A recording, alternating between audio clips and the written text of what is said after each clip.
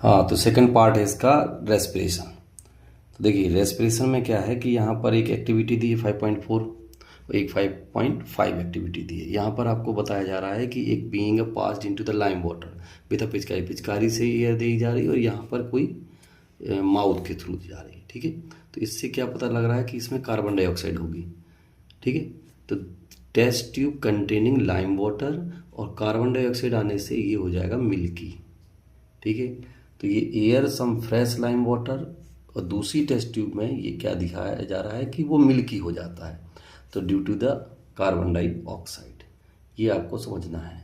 तो रेस्पिरेशन में हम कार्बन डाइऑक्साइड रिलीज करते हैं, ये यहाँ का कॉन्सेप्ट हो गया। आ जाए इस एक्टिविटी में आपको ये कुछ फ्रूट जूस, शुगर सॉल्यूशन, ये वगैरह वगैरह, ईस्ट जो है ये सब दिखाया दे रहा है। 100 कॉर्क है, एक है cork with the bend glass, एक ट्यूब में टर्न कर दिया। तो इस एक्टिविटी में फर्मेंटेशन की प्रोसेस के बारे में बताएंगे ये लोग। उसके आगे हम बताते हैं कैसे एथेनॉल क्या क्या कन्वर्ट होता है किसमें, ये यहाँ बताया जाना है। तो यहाँ क्या बताया जा रहा है, ध्यान से सुनिए, 100% यहाँ से एक क्वेश्चन आएगा आपके लिए। देखें यहाँ पर सिर्फ ये बता रहे हैं कि ऑक्सीजन इंटर करने के बाद वो ऑक्सीजन किस तरीके से कार्बन डाइऑक्साइड और वाटर में ब्रेक कर देती है किसी फूड को। तो ग्लूकोज, फूड का मेन पोर्शन तो क्या निकला था डाइजेशन में, ग्लूकोज। तो ग्लूकोज ब्रेक हो रहा है कार्बन डाइऑक्साइड और वाटर में। अब वो जो ये प्रोसेस में कार्बन डाइऑक्साइड रिलीज हुई उसे आपको बाहर करना, वो यहाँ बताया ऊपर जैसे बताया। हर पूरी रेस्पिरेशन प्रोसेस चाहे प्लांट में हो या एनिमल में, यहाँ पर हर बार होना क्या है, ज़रा ध्यान से सुनना। यहाँ पर फूड में ग्लूकोज को आपको ब्रेक करना है और ग्लूकोज में देना है ऑक्सीजन, तो ऑक्सीडेशन हो गया, तब जा कर के ये 6CO2 और 6H2O, इस रिएक्शन को आप कन्वर्ट पलट दोगे तो ये फोटोसिंथेसिस की बन जाती है। पर गलती क्या होती है, 6H2O नहीं बल्कि 12H2O लिखना होता है ताकि 6 उधर निकल जाए और ये प्रूव हो जाए कि फोटोसिंथेसिस रिएक्शन में वाटर से आ रही है ऑक्सीजन। ध्यान रखना। तो यहाँ पर देखिए जब वो कन्वर्जन हो जाता है साइटोप्लाज्म में तो पायरुविक एसिड में पहले बदलता है। तो ये सारी प्रोसेस जो हो रही है वो शुरुआत होती है साइटोप्लाज्म से। ये कहाँ प्रोसेस होगी, साइटोप्लाज्म में। पायरुविक एसिड बने या पायरुवेट कर देते हो आप लोग, तो कन्वर्ट इनटू एथेनॉल और कार्बन डाइऑक्साइड। अगर ऐसी प्रोसेस में कन्वर्ट हो रहा है तो ये पूरी प्रोसेस ईस्ट में हो रही है और इसको कहेंगे क्या, फर्मेंटेशन। ध्यान रखना, यहाँ से क्वेश्चन बन सकता है। अब यहाँ पर क्या है कि अगर ऑक्सीजन की प्रेजेंस है तो एरोबिक, एब्सेंस है तो एनएरोबिक। ठीक है, ये यहाँ पर माइटोकॉन्ड्रिया भी इन्वॉल्व होगी।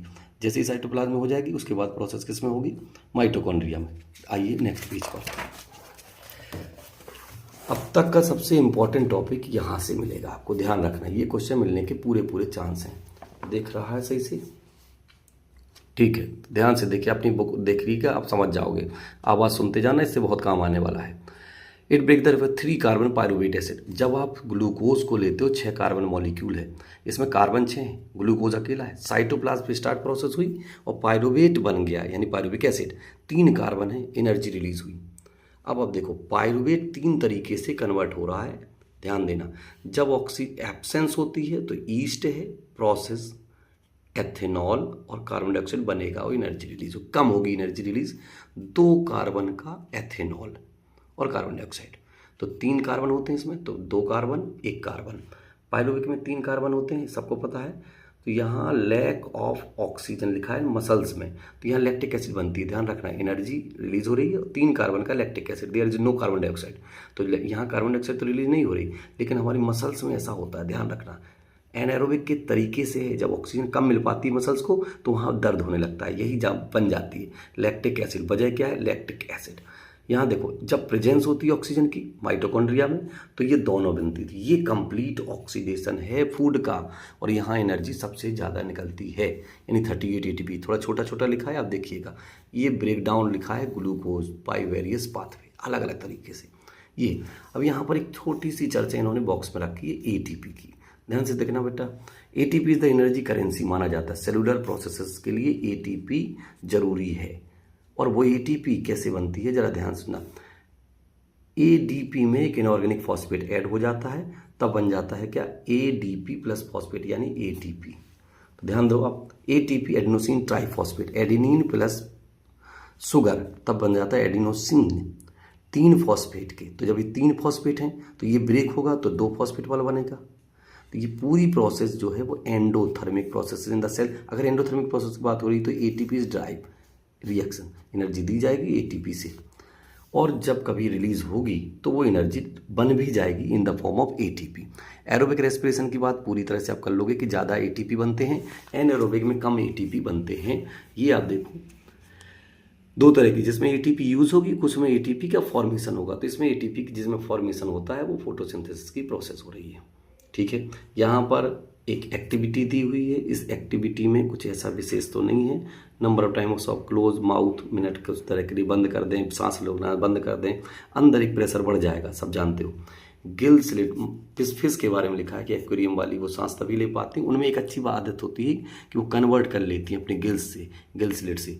उन पर ढक्कन होता है, अपर प्लम बोलते हैं उसको, ओपन और क्लोज कर सकती हैं, जबकि हम लोग ऐसा नहीं कर सकते। ऐसे काउंट करोगे कौन ज़्यादा, तो इनमें ब्रीदिंग रेट फास्ट होता है, ऐसा क्वेश्चन पूछा जा सकता है। देखें, the rate of breathing aquatic organism का must faster than the seen in the terrestrial organism. हम लोगों से ज़्यादा ब्रीदिंग रेट होता है इनका। रीज़न तो आपसे पूछा जा सकता है। गिल्स वाली बात है, उनको ज़्यादा ऑक्सीजन की नीड भी होती है, और ब्लड उनमें ऐसा है नहीं कि उसको बाइंड करना है। यहाँ पर हमको क्या बताना है कि ब्लड के साथ ऑक्सीजन बाइंड हो रही है और उसे अलग भी नहीं कर पाएंगे हम लोग। तो इंसान टेरेस्ट्रियल के लिए अलग है। तो टेरेस्ट्रियल ऑर्गेनिज्म जो ऑक्सीजन एटमॉस्फेयर से लेते हैं बाई रेस्पिरेशन प्रोसेस के थ्रू, सबको पता है। अब उसके लिए हमारे ऑर्गन हैं, पूरे ऑर्गन की बात करेंगे तो ह्यूमन रेस्पिरेटरी सिस्टम अब स्टार्ट होने वाला है इस पेज से। इस पेज से रेस्पिरेटरी सिस्टम स्टार्ट होता है, और सबको पता है कि ह्यूमन बींग्स में जो पूरा पैसेज है वो नॉस्ट्रिल से स्टार्ट हो रहा है। और नाक से सांस लेने के फायदे भी आपको पता है कि नाक से सांस लेने से बैक्टीरियल इन्फेक्शन भी नहीं हो पाता है और टेम्परेचर भी मेंटेन हो जाता है। हेयर होते हैं, सब जान रहे हो। Line with the mucus, mucus की लाइनिंग होती है, सबको पता है। थ्रोट गीला रहता है, मॉइस्ट भी बना रहता है, और लंग्स के थ्रू ऑक्सीजन आराम से जाती है। रिंग ऑफ कार्टिलेज होते हैं, प्रेजेंस ऑफ थ्रोट में होते हैं, सबको पता है। एयर डज नॉट कोलैप्स, ठीक, ये इसके अंदर मोर टू नॉलेज में आपको जानेंगे। तो यहाँ पर क्या है, वही सिगार, सिगरेट, हुक्का लिखा है, गुटखा वगैरह ऐसा लिखा है ना।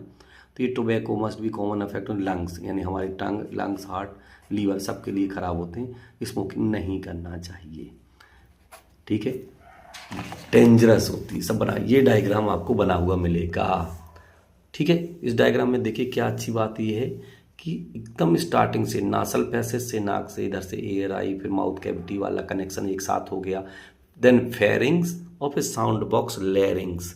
लैरिंग्स से कार्टिलेज, रिंग ऑफ कार्टिलेज बने हुए हैं, और दोनों लंग्स की तरफ प्राइमरी ब्रोंकाई गई, फिर ब्रोंकाई डिवाइड होती गई, primary bronchi, secondary bronchi, tertiary bronchi, and then bronchioles. और ब्रोंक्यूल्स के बाद वो एल्वियोलाई, और एल्वियोलाई में हवा भरी रहती है।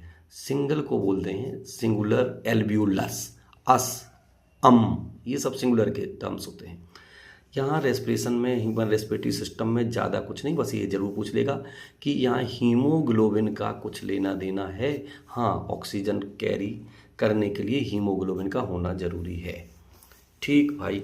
यहाँ फिर smoking injurious to our health, lung cancer disease हो सकती हैं, रेस्पिरेटरी ट्रैक्ट में डिसऑर्डर आ सकता है, सीलिया कम ज़्यादा हो सकते हैं, रिमूव जर्म्स को हटाने के लिए होते हैं, डस्ट को पकड़ लिए करते हैं, पार्टिकल्स रुक जाती है, स्मोकिंग डिस्ट्रॉय कर देती इन हेयर्स को, और जिसकी वजह से जर्म्स या डस्ट या स्मोक हार्मफुल केमिकल्स हमारे लंग्स में पहुंच जाते हैं, वो इन्फेक्शन देते हैं, कफ वगैरह होती है, और इवन लंग कैंसर होने का चांस होता है। इसलिए कभी भी स्मोकिंग नहीं करना। बहुत बढ़िया, कितने समझदार हैं सबके सब। तो आज अब इस टॉपिक में हमारा रेस्पिरेटरी सिस्टम तो कंप्लीट हो गया भैया, लेकिन यहाँ हीमोग्लोबिन का रेस्पिरेटरी पिगमेंट है ना, हीमोग्लोबिन, ये नहीं होगा तो सब प्रॉब्लम हो जाएगी, वही ब्लड से मिलेगा।